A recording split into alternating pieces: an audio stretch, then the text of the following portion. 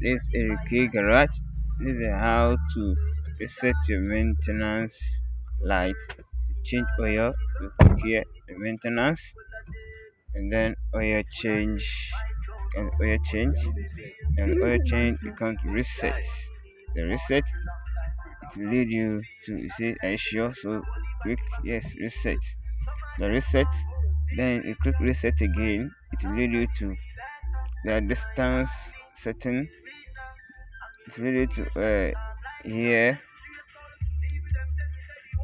retire rotation, and then schedule. So you click them, clicking them, then you go back. So after all, you see that the light is off. It's not no more on the dashboard.